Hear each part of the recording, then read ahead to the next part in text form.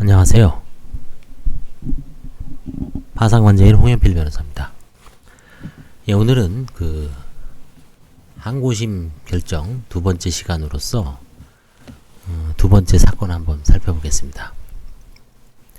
2010나 805 사건이고요. 2010 하면 17691. 이거를 이제 대법원 사이트에 들어가서 검색을 해볼 수 있습니다. 그러면 그 사건이 나옵니다. 지금 변호사님도 선임했죠. 근데 특징이 뭐냐면 파상관제인이 선임이 안 된 겁니다. 이 당시에 한 달에 2008년도면 한 달에 중앙법원에만, 지금 해생법원이죠, 한 달에 한 4,000건, 3,4,000건씩 들어올 시절입니다. 그래서 관제인은 아주 선별적으로 행사를 했고, 선임을 했고, 이거는 지금 제가 검색을 해보니까 관제인이 없습니다. 판사님이 혼자 지금 이제 면책불허가를 의율하고 이제 심리를 한 겁니다. 근데 이제 특징이 뭐냐면 개인 채권자들이 이의신청서를 엄청 냈습니다. 한 4명인가 냈어요. 그러니까 이의신청자에 대한 어떤 그 부담도 있었을 겁니다. 그리고 제가 면책불허가 사유 강의에서도 말씀드렸듯이 이 당시에는 판사가 직접 하니까 허위 진술이라든가 허위 서류 제출 이런 거에 되게 예민하죠. 그런 거 있으면 바로 면책불허가로 날리는 시절이었습니다. 첫 시간에 강의한 앞에 거 이것도 마찬가지입니다. 이분 차 마티즈 6대 사용하고 있음에도 이제 차량 7개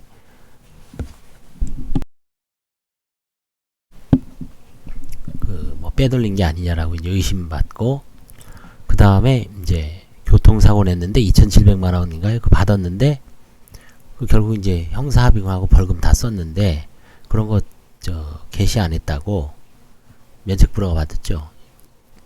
이분 사건도 검색을 해보면 파상관제인이 없어요. 파상관제인이 있었으면 어떤 식이든 화해를 했을 겁니다.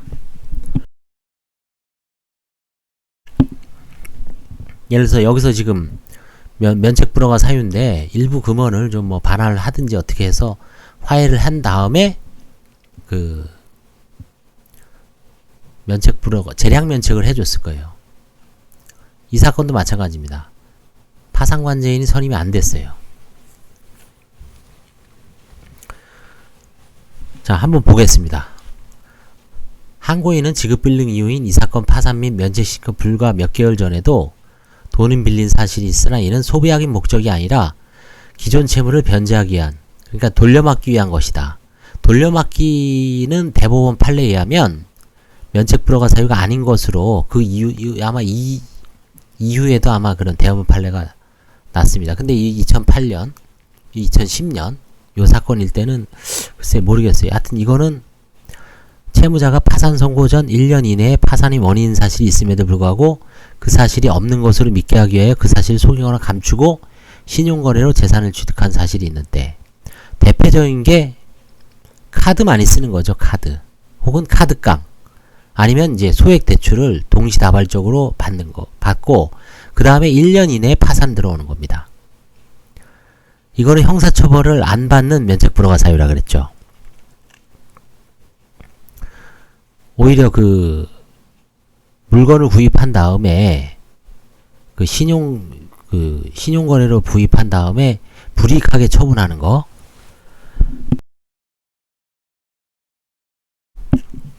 대표적인 게 이제 물건 깡하거나 이제 물건을 패대기 친다 그러죠. 신용거래로 이제 구입한 다음에 그거를 이제 중고시장에 가서 현금으로 바꿔치기 하는 겁니다. 그런 경우는 형사범죄도 되고 면책불허가 사유도 되죠.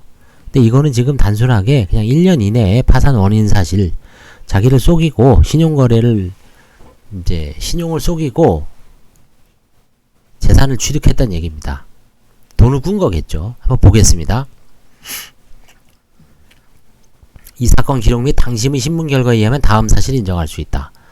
항고인은 유흥업소에서 영업마담으로 일하며, 이게 이제 새끼마담이죠. 일하며 자신이 일하던 가게의 아가씨들에 대한 채무의 보증 등으로 인해 현재 자신이 재산과 수입으로는 원리금 합계 4억 9,400만원,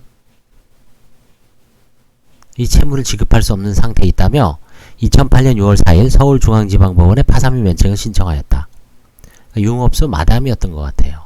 근데 이제 그 아가씨들, 자기 밑에 있는 아가씨들 뭐 보증 이렇게 뭐 데려오고 하려면 보증을 서줘야 되죠. 사실상 이제 관리를 한 거죠. 그래서 빚이 거의 한 5억 가까이 생겼습니다. 항고인은 파산 및 면책 신청서에 아무런 재산이 없고 무직으로 수입 또한 없는 상황으로 부친 소위 서울 은평구 녹번동에서 가족들과 함께 생활하고 있다고 기재하였습니다. 원심법원은 2008년 8월 22일 10시 항고인에 대해 파산을 선고한 동시에 파산 폐지 결정을 하였고 면책 신청에 대한 이의신청 기간을 이제 정했습니다. 채권자 송미경, 이운용, 노정은, 이인숙. 이걸 지금 사건 검색을 해보면 이의신청한 게 나와요. 진짜. 항고인 면책에 대해 이의신청서를 제기하였다. 한편 항고인은 2009년 5월 29일 서부지방법원에 김종숙으로부터 1,000만을 편취한 범죄 사실로 징역 6월에 집행유예 1년을 받았고 판결은 그대로 확정되었다. 그러니까 이제 형사처벌을 받은 거죠. 일부 채권자에게서. 이거는 이제 비면책이라 그랬잖아요. 원심법원은 이제 1심 단독 판사는 그 당시에 1단독부터 뭐 이제 뭐 한 1, 2, 3, 4, 5, 6, 7, 8 나옵니다. 12단독까지인가 있었을 거예요. 원심법원은 2010년 8월 20일 제564조 제1항 제2호 채무자가 파산 선고 전 1년 이내에 파산이 원인인 사실이 있음에도 불구하고 그 사실이 없는 것으로 믿게 하기 위하여 그 사실을 속이거나 감추고 한 신용거래로 재산을 취득한 사실이 있는데 이 지금 여기 이한 채권자 있죠. 이분들한테 전부 돈을 꾼 거죠. 400만원 꾸고 1500만원 꾸고 이 여자한테는 1700만원 꾸고 그러니까 이게 전부 파산 선고 전 1년 전이잖아요. 송미경, 이운용, 노정은, 이인숙. 면책 불허가를 내릴 수가 있는 거죠. 항고인 2010년 8월 20일 원심법원의 결정에 대해 즉시 항고를 하였다. 항고인은 당심 신문기일에 그러니까 2심 항고심 기일에 출석하여 서울 마포구 노고산동 동일빌딩 지하 1호는 자신이 일하던 더닐클럽이라는 상호 유흥주점인데 이 사건 파산 및 면책 신청서의 채권자 목록에 기재된 개인 채권자 중 이장승, 김지태, 김종숙, 장혜지, 엄중섭을 제외하고는 이 빌딩에서 우편물을 수령할 수 있는 사람은 없다는 취지의 진술을 하였다. 그래서 이제 항고심의 판단은 어떻습니까? 면책 불허가 사유. 이 인정사실이며 항고인은 이 사건 파산 및 면책 신청의 일부 채권자들을 채권자 목록에 기재하지 않고 일부 채권자들의 주소를 허위로 기재했어요. 이 사건 파산 및 면책 신청의 즈음에서도 일부 채권자에게 또다시 다액의 금원을 차용했죠. 아까 그 네 명한테. 그래서 당연히 564조 제2호 및 3호.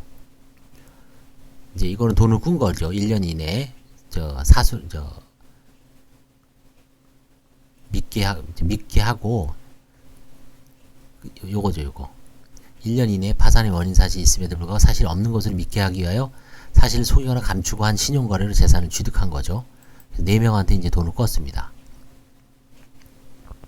그 다음에 3호는 뭐냐면 채무자가 허위 채권자 목록 및 그 밖의 신청서를 제출하거나 법원에 대하여 재산 상태에 관한 허위 진술을 한 때. 이것도 이제 2호하고 3호의 특징은 형사범죄는 아니지만 이제 가장 많은 면책 불허가 사유에 해당되기 때문에 면책 불허가 사유로 이제 복수 두 개가 겹치죠. 그래서 판사는 면책 불허가 사유를 결정을 했습니다. 근데 이제 이 채무자가 항고를 했죠. 그래서 재량 면책을 해줬어요. 어떻게 하냐? 항고인은 이와 같은 면책 불허가 사유가 있으나 1.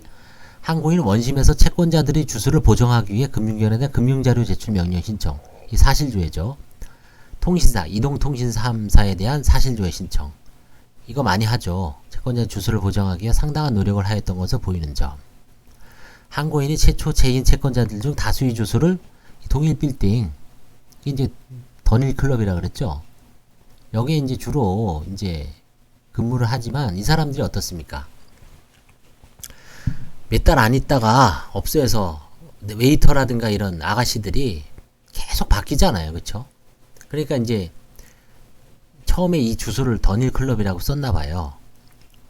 그쵸? 해당 채권자들이 사채를 하거나 술집 종업원들로 그들이 정확한 주소를 알지 못하니까 이 더닐클럽에서 돈을 꾸었을 거 아니에요. 그러니까 더닐클럽을 쓴 거지 이걸 과연 허위 주소로 기재한 걸라고 볼 수 있을까요? 좀 허위 주소로 의뢰한 거는 너무 형식 논리적인 게 맞죠. 그러니까 자기도 그걸 해소하기 위해서 금융자료 제출 명령 신청이나 통신사, 이동통신 3사에 대한 휴대폰 사실조회 신청까지 노력을 했겠죠. 그 다음에 두 번째, 또한 항고인이 파산 신청에 즈음해서 일부 채권자들의 금원을 차용한 것은 이를 소비하기 위한 것이 아니라 기존 채무 이자 변제를 하기 위한 점. 그래서 이게 돌려막기 과정에서 이자라든가 원리금을 앞에 있는 거를 뒤 채무가 갖다가 메꾸는 것은 면책 불허가 사유에 해당하기 어렵다라고 보는 게 이 판례의 취지입니다. 이 지금 하급심에서 나왔지만 대법원 판례도 있어요. 그런 게. 3. 항고인이 이 사건 파산 신청 후인 2009년 4월 2일 다액의 채무 부담 및 그로 인한 변제 독촉을 잊지 못하고 목을 매는 방법으로 자살을 시도했던 것으로 보이고 현재도 우울증과 경계 증세를 보여 약물 치료를 받고 있는 점. 그러니까 이런 것도 이제 사람을 살리기 위해서 결국은 재량 면책을 해줘야 되죠. 4항 항고인이 다액의 채무를 부담하게 된 경위, 가족관계 그 밖의 사정을 고려하며 항고인에 대해 재량으로 면책을 허가함이 상당하다. 결국 사람을 살려야 되겠다는 어떤 측면이 강한 거죠. 이것도 이제 김정만 부장님 때 2010년 12월 25일. 이게 아마 언론에도 나왔을 거예요. 뭐 룸살롱 마담, 술집 마담, 뭐 항고심에서 저도 이제 이때도 제가 이제 파산관제인은 했었지만 아마 그 신문에서 이 기사를 본 것 같아요. 예. 자, 그래서 이 지금 항고심 사건에서 그 논리를 잘 차용을 하면 1심 법원에서 대리인들 내지 아니면 이런 비슷한 사정이 있는 분들도 충분히 면책을 받을 수 있고 이게 면책 불허가 사유에 해당되더라도 재량 면책 사유에는 충분히 해당되니까 그 점을 관제인이나 법원에 잘 어필을 하면 특별한 문제는 없습니다. 가끔 그 술집 마담이라든가 종업원들, 웨이터들 이제 파산 들어오는 경우를 가끔 합니다. 가끔 1년에 한두 건씩 하는 것 같아요. 1년에 최근에는 못했지만 그러면 이제 뭐 채무가 진짜 많아요. 한 몇억 됩니다. 전부 뭐 공정증서도 있고 전부 100% 개인 채권입니다. 뭐 웨이터, 마담, 사채업자 그 다음에 뭐죠? 그 선불금 같은 거 많죠. 주소를 찾아내는데 진짜 오래 걸립니다. 이게 이 사람들이 이제 뭐 계속 그 주소를 속이거나 아니면 속인다기보다도 한 곳에 정착을 못하죠. 왔다 갔다 하고 그 다음에 허위 주소가 많죠. 실제 사는 데하고 불일치하니까 그 다음에 뭐 폰 같은 것도 대포 폰인지 잘 안 나오는 경우도 있고 찾을 수가 없어서 시간이 되게 오래 걸립니다. 한 1년 이상 걸린 것 같아요. 특히 어떤 술집 관련자분들 그 파산 신청을 하면 이 사건은 결국 이제 항고심에서 이제 재량 면책을 해준 사안이죠. 그래서 지금 제가 이 개수를 쉬어보니까 50개입니다. 50개 정도가 되는데 다 재량 면책을 해준 게 대부분이에요. 그래서 이 부분은 제가 이제 얼마 전에 면책 불허가 사유 1번부터 10번까지 10개로 조각을 내서 그 판사님이 쓰신 그 면책 불허가 사유에 대해서 이제 10개로 나눠서 한번 유튜브를 올린 적이 있죠. 그것과 관련해서 이 항고심 결정문을 하나하나 살펴보면 둘이 믹스가 돼요. 일단 면책 불허가 사유를 1심에서 면책 불허가 사유 내린 거를 항고심에서 어떻게 해소하는가, 채무자는 뭔가 변동이 있는가, 항상 변동이 있죠. 이 앞에 거에 대해서는 이제 설명을 항고심에서 했고요. 여기서는 뭔가 중대한 사정 변경이 있나요? 나머진 다 똑같죠. 그냥 아버지 집에서 살고 있는 거 똑같고, 그 다음에 재산 변동 빚 똑같고, 그 다음에 4명한테 돈 꾼 건 똑같고. 근데 변동된 게 뭡니까?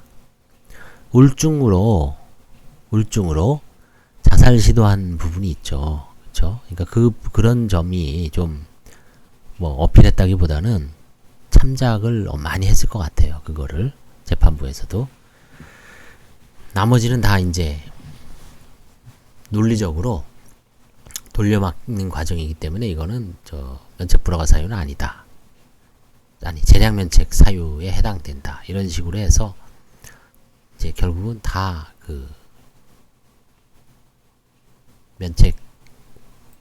재량으로 면책을 허가한 사안입니다. 재판부가 같은 분들이죠. 첫 사건하고. 예, 같은 항고심 재판부입니다. 자, 그래서 이제 오늘은 그 두 번째 사건으로 항고심 결정인데요. 요 파산 선고 전 1년 이내에 파산 원인 사실이 있음에도 불구하고 그 사실이 없는 것으로 믿게 하기 위해 사실을 속이거나 감추고 신용거래를 재산을 취득한 사실이 있는 때, 근데 사실상 여기서 플러스해서 또 허위 채권자 목록을 기재했다는 그걸 원인으로 2호하고 3호 중복에 해당된다. 그래서 면책 불허가 한 거를 항고심에서 3호는 아니다. 종업원들이 던일 클럽이라는 거기에 충분히 거기서 돈이 이루어지고 거기서 이제 거점으로 활동했으니까 그걸 기재했다. 그래서 바로 허위 채권자 목록은 아니다. 허위 주소는 아니다. 그리고 이후에 노력을 했다. 사실조회라든가 통신조회 해서 채권자를 찾아내게 노력을 했고, 그 다음에 돌려막는 과정에서 이제 이자를 변제한 거고, 그런 여러 가지 사정을 고려해서 이 변호사님도 많이 고생을 하셨어요. 이거 1심에서 뭐 그 사실조회하고 이런 사건은 대리인들도 엄청 힘듭니다. 사실은 이 대리인 변호사님은 대단하시. 결국 이제 항고를 해서 8월달에 항고를 하고 12월달에 인용이 됐습니다. 고생 많이 하셨어요. 예. 도움이 되셨다면 좋아요와 구독 좀 눌러주시기 바랍니다. 감사합니다.